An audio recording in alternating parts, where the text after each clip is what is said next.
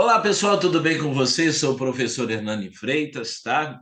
Sou professor de História e vou conversar um pouquinho sobre História, né?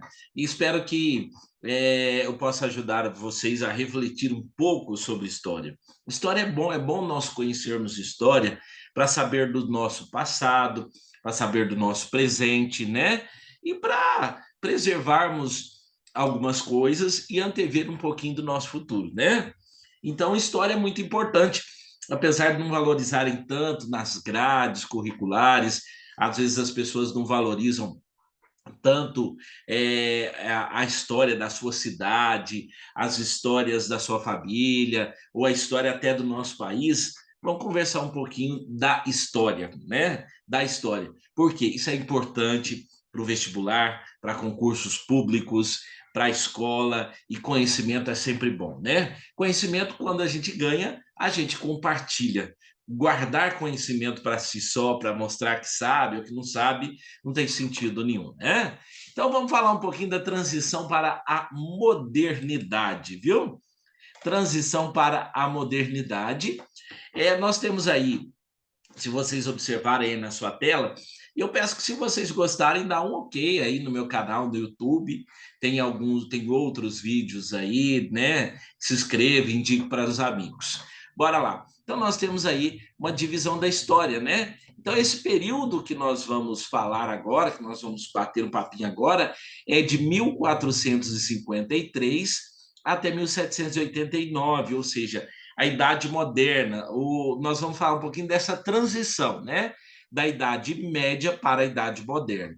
A Idade Média ela começa em 476 e vai até 1453, quando começa a Idade Moderna. Atualmente nós estamos na Idade Contemporânea, apesar de alguns estudiosos já dizer que nós já estamos caminhando ou já estamos na pós-contemporaneidade, né? Mas ainda não se publicou muitas coisas, não se publicou artigos, então nós temos que nos convencer que estamos na idade contemporânea mesmo, né? Entre os séculos 11 e 13, vai haver novas técnicas de produção. Como assim novas técnicas de produção? A produção vai melhorar, né, gente? Tudo melhora, com o tempo nós vamos aprendendo, nós vamos caminhando, né?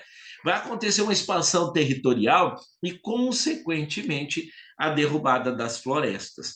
À medida que o homem, à medida que o ser humano vai crescendo, à medida que o ser humano vai mudando ou vai adquirindo conhecimentos técnicos, a natureza, infelizmente, vai sendo derrubada, né? E, infelizmente, até hoje, nós não sabemos preservar direito a nossa mãe natureza. O aumento da produção vai gerar um excedente, e esse excedente, desculpa, e esse excedente vai gerar capitais, vai gerar mercado, então vai gerar comércio, né? Então vai nascer os comércios por causa desse excedente que vai surgir depois ali do final do feudalismo, início do capitalismo, né? Inicialmente, os nobres eles vão se beneficiar do comércio de luxo, ou seja, do comércio de especiarias, mas depois eles vão, né, vai adaptando, o comércio vai se adaptando, né, ao momento. O sucesso material, quando a gente diz assim, o sucesso material ele não vem de imediato, né? Com estalar de dedos ou com piscar de olhos, sucesso material vem. Então vamos falar um pouquinho agora do Renascimento. A nobreza, a gente não pode confundir a nobreza de modo algum. Elas permitiam confundir com os ricos burgueses. Quer dizer, nobres eram nobres, tinham descendência, tinham estirpe, tinham ali sangue vermelho, mas diziam que era sangue azul, né? Eles não vão misturar com os burgueses, que vão ser os comerciantes ricos, né? Então, nós vamos ter aí esse primeiro momento chamado Renascimento Cultural e Urbano. Ele vai ter uma intensa ligação com as cruzadas, né? Lembra aquelas cruzadas lá que vai ser incentivado por alguns papas, alguns eremitas, alguns nobres tentando recuperar a Terra Santa, né? As cruzadas vai ajudar gente que às vezes não ajuda numa coisa, mas ajuda em outra. As cruzadas vão acabar ajudando no desenvolvimento do comércio, né? No desenvolvimento do comércio. Então, essa transformação e as cruzadas vão ajudar para terminar essa transformação do sistema feudal, né? No Renascimento, eu gosto muito dessa imagem. No Renascimento, nós vamos ter aí as pessoas se valorizando mais, renascendo, mudando, melhorando, e as pessoas se aproximam mais de Deus, né? Se aproximam mais de Deus, porque na Idade Média as pessoas estavam muito distantes de Deus. Deus era inalcançável, né? Deus era aquele ser poderosíssimo, o teocentrismo, né? Fique ligado nisso. Teocentrismo, Deus como centro de todas as coisas. E aí no Renascimento aí vai nascer um pouquinho do antropocentrismo, que vai ser o homem como sendo o centro, mas Deus está presente, Deus não deixa de existir, Deus vai estar mais acessível, mais perto, Deus vai deixar de condenar tanto e vai passar a apoiar um pouco das atitudes humanas, né? Na verdade, são os nossos pensamentos. Burgos, né? Os burgos, lembra dos burgos, gente? O comércio deu às cidades um atrativo muito forte, né? E também vai favorecer o surgimento de um novo grupo dentro da sociedade medieval, dentro da sociedade medieval. O burgo era aquelas cidades muradas, né, que em torno do castelo dos senhores feudais, e ali foram desenvolvendo feiras, foram desenvolvendo artesanatos, trocas, corporações de ofício em torno da cidade, né?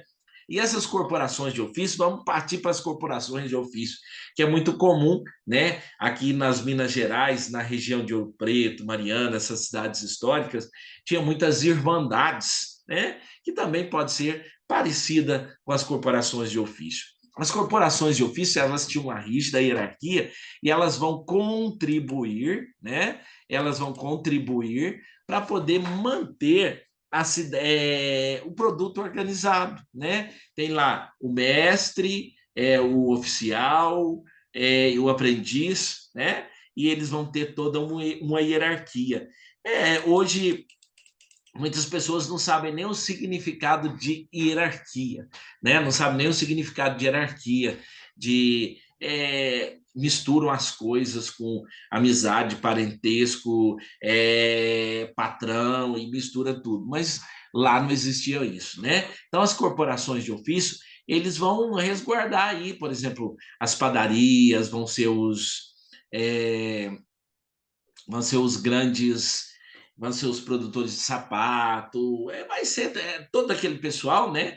Eles vão se organizar para poder manter o preço, para poder manter organizado, para não perder dinheiro à toa, né? Olha aí para vocês verem como estavam organizadas as corporações de ofício. O aprendiz, um garotinho de 8 a 10 anos, o oficial, que era um jovem mais velho, já tinha um pouquinho de conhecimento, né? E o mestre era aquele que dominava todas as técnicas de produção e tudo mais. Os integrantes de uma mesma corporação, eles vão ocupar o espaço dentro da cidade, né? E aí você vai ter lá peixeiros, tecelães, né? Deixa eu ver, parece que está errado isso aqui, tecelães, vai ter peixeiro, tecelães, tecelões, carpinteiros, etc., né? Vai ser uma espécie de uma fraternidade mútua entre os membros dessa corporação. E geralmente essa corporação ou estava ligada à igreja ou estava ligada à cidade. E geralmente um santo, né? Um santo protetor. Nas nossas cidades também tem, né? O pessoal hoje, muita gente não se liga muito em religião, mas se liga no feriado, Casa do Santo, né? O protetor da cidade, protetor aqui da minha cidade, de Passos, é o Senhor Bom Jesus dos Passos, né? Aqui nós temos uma cidade vizinha, São João Batista, e aí, desculpa, o Rio de Janeiro, nós vamos ter São Sebastião, e por aí vai, né? Desculpa aí, a tosse, porque com esse tempo seco, né? Hoje, dia 23/6 de 2023, está um pouquinho seco na cidade, e aí a gente que fala muito na sala de aula, o bicho pega, né? Então, essa transição da Idade Média, ela vai acontecer essas transformações na Europa. A Europa vai passar por várias transformações estruturais. Ela tinha aquela estrutura rural de subsistência, né? E essa estrutura rural vai se transformando gradativamente em uma estrutura comercial, uma estrutura mais urbana. Vai acontecer o fortalecimento da burguesia, né? Quem são os burgueses? Burgueses são aqueles comerciantes que não têm descendência nobre, mas que vão ficando, né, mais ricos, vão tendo um dinheirinho a mais aí, né? E vão favorecer essa transformação de mundo. A monarquia e a igreja, ela detinha todo o monopólio na Idade Média. E agora ela vai ter que abrir mão de algumas coisas. Alguns reis vão ter que fazer um certo conchavo aí com os burgueses e deixar um pouco a nobreza de lado, porque senão eles não vão conseguir governar, né? É o mesmo que acontece na política hoje, senão se eles não conversarem entre si e ficar nesses berros, nessa gritalhada aí, não vai adiantar nada, a sociedade não muda e não melhora, né? O interesse é a melhoria da sociedade para todo o povo e não só para um grupo. E a Idade das Trevas, lá na Idade Média, como fala a Idade das Trevas, gente, não é porque era tudo mal, tudo ruim, não. Aconteceu muitas coisas boas. A literatura se desenvolveu na Idade Média, as universidades, as artes, a produção intelectual, mas muita coisa estava ligada somente à igreja, né? Muita coisa a igreja segurou ali. Então, a transição para a Idade Moderna vai ter vários fatores. Anota aí no seu caderninho. Para você estudar é legal ir anotando, ouvindo, voltando, estudando e curtindo e boa, né? Os fatores pré-determinantes vai ser as cruzadas, o renascimento comercial, renascimento urbano, o surgimento da burguesia desses comerciantes, a crise do feudalismo e enfraquecimento dos senhores feudais, né? Os processos técnicos nos armamentos militares, provocando a decadência das cavalarias, né? daquelas coisas todas, o surgimento dos exércitos reais e profissionais. Os reis vão ter que se organizar, gente, né? Vão ter que se organizar administrativamente, né? Para poder manter seu estado, o surgimento dos primeiros estados aí. O renascimento, olha, mais uma vez, eu digo assim, o renascimento vai ser um renascer, um recuperar, um reviver, um ver a vida diferente, né? Acreditar no potencial, não acreditar só no pecado, não acreditar só eu te dou isso, te dá aqui, que eu te dou aquilo, né? Mas acreditar na capacidade, na inteligência, nas ciências. Então, muita coisa boa vai nascer com o renascimento, tá? O renascimento é um período muito gostoso. Os artistas, os intelectuais, eles vão buscar assim, uma concepção de cultura diferente da cultura medieval. Isso não quer dizer que a cultura medieval não vá contribuir. Nossa, contribui demais, muito. Principalmente a cultura greco-romana, né? Vão pegar aí a cultura greco-romana e vão recuperar, né? Então, a proposta é se afastar um pouco do teocentrismo, Deus como centro, buscando um pouco do antropocentrismo, o homem como a medida de todas as coisas. E o Renascimento vai ser uma releitura de novos valores, né? Uma releitura dos velhos valores, acrescentando novos valores, criando novos valores e mudando a mentalidade, abrindo a mente para as coisas melhorarem, né? Se não abrir a mente, as coisas não melhoram. Isso vai acontecer no século XIV ao século XVI. E o Renascimento vai ter como berço a Península Itálica, né? Por que a Península Itálica? Lá vai surgir os comércios mais acerbados, no comércio assim mais agitado, né? Na cidade de Gênova, Veneza, Florença, Pisa. Então, o Império Romano, o glorioso Império Romano, vai deixar aí muita coisa boa, né? Muita coisa boa. Vai surgir aí nesse meio, durante esse meio aí, as inovações plásticas, artísticas, né? E vai surgir o mecenato, lembra dos mecenatos? Mecenato era aqueles burgueses ricos, príncipes, papas, que vão ajudar a patrocinar os artistas, patrocinar as artes, né? Vai aparecer aí os tartarugas ninjas, lembra? Daquele desenho lá, tartarugas ninjas. Vai aparecer aí, eu estou falando tartarugas ninjas porque eles tinham nome de artistas, né? Leonardo da Vinci, né? Ele era grande humanista, ele era polimata, né? Sabia demais o cara. Nossa, ele vai pintar aí a famosa Mona Lisa, todo mundo conhece a Mona Lisa, né?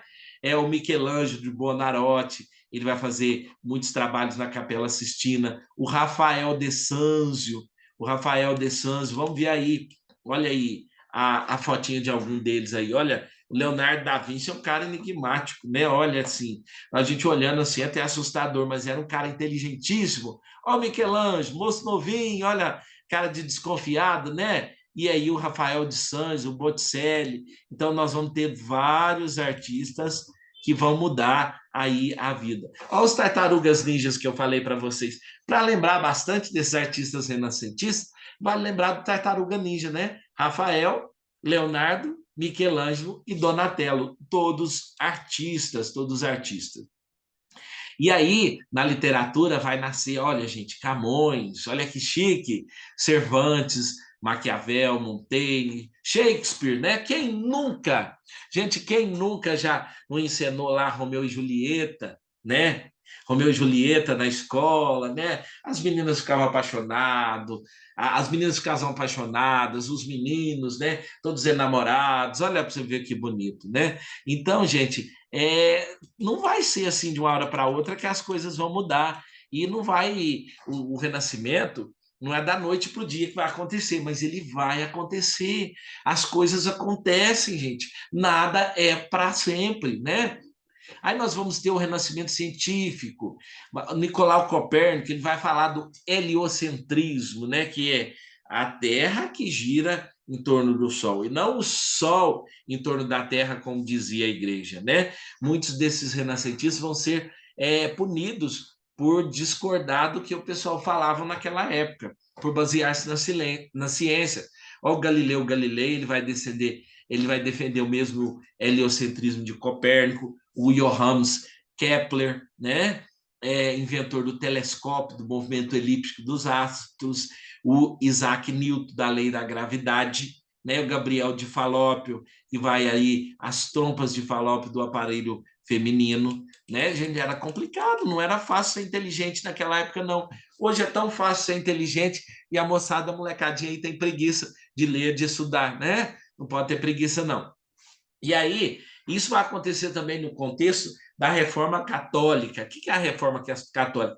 Vai ser o questionamento da conduta da igreja, né? O fortalecimento da burguesia vai começar a questionar a igreja, porque a igreja vai apoiar muita nobreza e a igreja vai falar contra o lucro, contra a usura, né? Contra a usura, que seria o preço justo, e aí a burguesia vai dar um apoio maior aí ao Martim Lutero, ao João Calvino, né? Porque tem sempre interesse por trás, gente. Nada acontece sem interesse. Aí nos séculos XV e XVI, através do Renascimento, especialmente pela invenção da imprensa do Gutenberg, vai haver uma circulação maior de conhecimentos, né? Nós vamos ter lá o Diderot, lembra do Diderot? Diderot, o D'Alembert vai criar as enciclopédias, aí vai vir o Barão de Montesquieu, aí vai ter uma moçada boa aí, né? Que vocês vão estudar mais aprofundados. E aí, vamos falar dos reformadores agora. O primeiro reformador vai ser esse cara do cantinho, ó, Martim Lutero, luteranismo, e depois os principais, né? Martim Lutero, João Calvino e o Henrique VIII da Inglaterra, né? Tem outros aí que eu não vou me ater, porque senão nós vamos ficar muito tempo aqui. Se você quiser um estudo mais aprofundado, você vai achar esses estudos aí, né? Então, alguns setores da cristandade, da igreja, começaram a perceber que a igreja católica apresentava uma conduta diferente dos princípios e ela estava tendo um desgaste da sua imagem. Então, vai ter que melhorar, vai ter que se adaptar às novas regras. Não que a igreja vai mudar, vai querer mudar, vai deixar de ter a sua essência, de jeito nenhum, mas ela vai ter que adaptar aí algumas regras, né? Erasmo de Roterdã, no seu livro Elogio da Loucura, em 1508, ele vai fazer críticas e mais críticas à igreja, né? A luxuosidade do clero, enquanto o povo vivia na pobreza, o alto clero vivia na luxuosidade, nas festas nababescas, né? Ali naquele furdunço danado, né? E ele vai criticar também a prática da simonia. O que é simonia? Não é um monte de simone junto, não, viu, gente? Simonia é a venda de relíquias e de cargos religiosos, a venda das indulgências, né? A venda do perdão dos pecados, gente, isso é complicado. A absolvição dos pecados em troca de dinheiro, de terras, de muita coisa, a venda de terreno no céu. Ainda existe isso até hoje. Vocês tomam cuidado aí, viu? Toma cuidado aí, que Deus quer vender nada para ninguém, não. Toma cuidado. Se você quer dar um dinheirinho para a igreja, beleza. Você vai dar porque você quer dar, mas toma cuidado. A venda de indulgência, né? Acabou que é lá confessar, acabou que ia lá confessar, e aí o padre pediu ajudinha, né? Eles pediam ajudinha, falou, ajuda nós aqui, porque nós estamos precisando de um dinheirinho para construir a igreja, para arrumar ali, para arrumar aqui, para arrumar acolá, né? E aí a pessoa acabava dando porque ficava com a consciência pesada. E o padre sabia bem trabalhar isso porque ele tinha conhecimento. Aí nós temos o Lutero, Martim Lutero, vai ser um monge da ordem dos agostinianos, de Santo Agostinho. Santo Agostinho vai nossa, ele vai inspirar muita gente, inclusive os luteranos, os calvinistas e outras religiões aí, né? Depois Santo Agostinho, Santo Tomás de Aquino e várias outras pessoas. Então, nós temos produção intelectual, tá vendo? Na Idade Média, vixe, a gente é estupendamente inteligente. Então, em 1517, o Lutero fixou na porta da Catedral de Wittenberg 95 teses contra a igreja. Não que o Lutero queria sair fora da igreja, mas ele queria chamar atenção para uma mudança na conduta da igreja, porque o Lutero ele gostava demais da igreja, mas eles não aceitaram. Então, em 1520, tá aí a fotinha do Lutero. Lutero foi expulso, excomungado da igreja católica. Então, Lutero construiu uma doutrina própria, o luteranismo. Então, aí nós vamos ter a divisão da igreja, né? Nós vamos ter o início do protestantismo. Ele vai manter apenas o batismo e a Eucaristia, e ele vai defender o uso da Bíblia, e todas as pessoas tinham direito da livre interpretação da Bíblia. Inclusive, o próprio Lutero vai fazer essa tradução, porque na igreja as pessoas não tinham acesso à Bíblia, boa parte das pessoas também não sabiam ler e escrever, e até o acesso à Bíblia vai ajudar as pessoas a ler e escrever. As igrejas protestantes vão trabalhar em cima disso, porque se elas querem que use a Bíblia, as pessoas têm que saber ler e escrever, né? Então, o interesse da nobreza da burguesia apoiar Lutero era grande. Por quê? Porque ia quebrar um pouco do domínio da Igreja Católica. A Igreja Católica tinha muitos bens, né? Olha, 30% das terras estava nas mãos da Igreja Católica. Então, eles vão fazer esse confisco, né? Vão fazer esse confisco. Então, olha que frase legal do Martim Lutero. Olhei para mim e vi que era impossível me salvar. Olhei para Jesus e vi que era impossível me perder. Martim Lutero. Então, Lutero não queria sair da igreja, não, gente, mas ele foi obrigado, né? Infelizmente, existe essas coisas. É a reforma na Inglaterra. O Henrique VIII, ele era considerado defensor perpétuo da fé, né? Defendia a igreja com unhas e dentes, só que ele queria um filho homem, e ele era casado com a Catarina de Aragão, a princesa espanhola. Ela teve uma filha só, a Maria Tudor, e ele pediu autorização ao Papa para poder se separar, divorciar da Catarina de Aragão e casar-se com a Ana Bolena. E o Papa Clemente VII negou. Ele tinha um pouco de medo lá do tio dela, né, do Carlos V. Então, Henrique VIII decretou, então, o ato de supremacia em 1534, tornando-se líder e protetor da igreja da Inglaterra. Então, a igreja na Inglaterra ele vai desgrutar do Papa de Roma e ele vai se tornar o líder da igreja anglicana. Vai ser a nova instituição fundada por Henrique VIII. Tá aí a fotinha do Henrique VIII, ó, todo chiquetoso, né? Olha o chapeuzinho dele, olha, para o machos na ponta. Olha que legal o Henrique VIII. Gente, vamos lá. Então, o anglicanismo ele vai preservar as semelhanças com a religião católica, não vai mudar muito, né? Mas ele vai mudar principalmente aquilo que tem o interesse dele, o divórcio, né? O culto vai sendo substituído do latim para o inglês. A salvação estava na fé e a igreja anglicana era o caminho para a salvação. né? E vai ser superada as dificuldades e o anglicanismo vai fixar-se aí na Inglaterra, né? Hoje a Igreja Anglicana ainda está lá firme e forte. O Papa Francisco hoje tem um bom contato lá com a Igreja Anglicana, né? Tá aí as mulheres. Henrique VIII casou 6 vezes, teve um filho homem, mas acabou que esse menino morreu e ele acabou que deixou uma descendente, uma mulher e não um filho. Ó, Catarina de Aragão, Ana Bolena, Jane, a Jane, né? Olha a Ana aqui, ó, a Ana de Cleves, a Catarina e uma outra Catarina, 6 mulheres, viu? O homem era danado, hein, gente? O homem era custoso.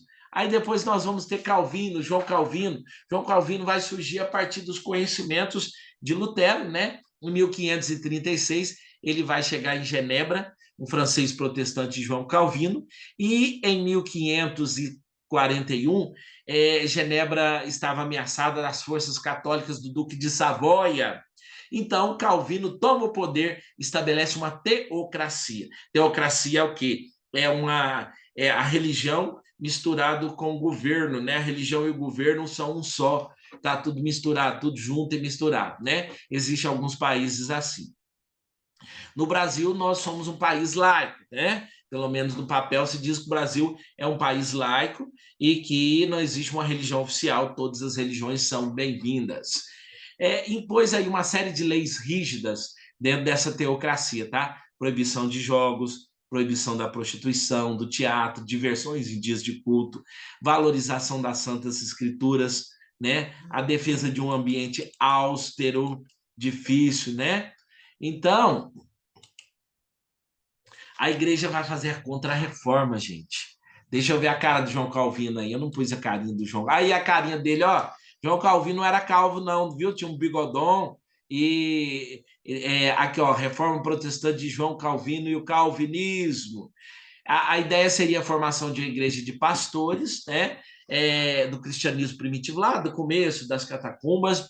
O papel da instituição seria aproximar o fiel da salvação, destacando o batismo e a pregação, tomando como base as ideias de Santo Agostinho. Lembra que eu falei ali atrás para vocês? Ó, Santo Agostinho aparecendo aí de novo. E o trabalho árduo, a prosperidade seria sinal de aprovação e predestinação da salvação. A igreja, gente, não vai deixar isso à toa, não. A igreja vai convocar ali a contra-reforma católica, né? Ela vai convocar o Concílio de Trento, que vai demorar um tempão. E a principal meta era a contra-reforma católica. Era combater o avanço das religiões protestantes e expandir a fé católica em outras partes do mundo, né? Então, os portugueses, por exemplo, quando vão sair, vão levar nos seus navios padres, né, jesuítas. Vai ser a Companhia de Jesus, criada por Santo Inácio de Loyola, vai aparecer ali agora mesmo, né? E os espanhóis também, os pioneiros das grandes navegações, Portugal e a Espanha. Então, em 1054, vai acontecer um primeiro rompimento, né? Que é o cisma do Oriente, que é lá o rompimento dos cristãos orientais com o poder de Roma, criando a Igreja Católica Apostólica Ortodoxa, né? A Igreja Católica Apostólica Ortodoxa. E dessa forma o poder papal vai ser colocado em xeque. E depois, em 1545, o Concílio de Trento, que vai até em 1563, vai ter aí como objetivo reorganizar a igreja, reafirmação dos dogmas da fé católica romana, né? Olha aí para vocês verem, vamos ver um. Tá vendo aí, ó? Esses são jesuítas que vieram para o Brasil com os portugueses, né? Olha lá o padre Antônio Vieira, padre Manuel da Nóbrega, que é o padre José de Anchieta. Vai ser aqui o padre José de Anchieta, junto com esses outros padres, vão criar a cidade de São Paulo, né? Os jesuítas vão criar as missões, mas isso é assunto para um outro momento, tá? Isso é um assunto para um outro momento. Pessoal, então essa contra-reforma, ela vai ter, por exemplo, no Brasil, a fundação de seminários para a educação, formação de padres, a criação do INDEX, né? Isso no mundo inteiro, eu falei Brasil, mas no mundo inteiro. A lista de índice dos livros proibidos, o fortalecimento do Tribunal da Santa Inquisição, aquele tribunal que punia primeiro para depois perguntar se a pessoa estava certa, estava errado, Tribunal do Santo Ofício, né? Os denunciados eram considerados culpados até que se provasse o contrário. Hoje é o contrário, né? E a Santa Inquisição, ela vai durar até 1789, quando vai chegar a Revolução Francesa. Em 1789 também acontece a Inconfidência Mineira aqui nas Minas Gerais. Então, gente, vale a pena estudar história, gente. Vale a pena conhecer, né? Dá uma olhadinha na Revolução Francesa, dá uma olhadinha, né, que vocês vão ver aí esse andamento. Espero que eu tenha ajudado, instigado você a buscar mais, a ler mais, a acreditar mais, a buscar mais a história, né? Tá aí, olha, naquela época da Inquisição, queimava as pessoas vivas, né? Queimava as bruxas, aquelas mulheres que tinham conhecimentos curandeiros, eles queimavam falando que era bruxa, né? E por aí vai. Nós sabemos de toda essa história. Pesquise mais, tá bom? Pesquise mais, converse mais com seu professor de história, questione aí as pessoas que gostam de história, viu? E dá um clique aí no meu canal. Grande abraço para você, espero que tenha ajudado. Tomara que você tire uma nota boa na prova, no vestibular e no concurso, tá bom? Um grande abraço para vocês.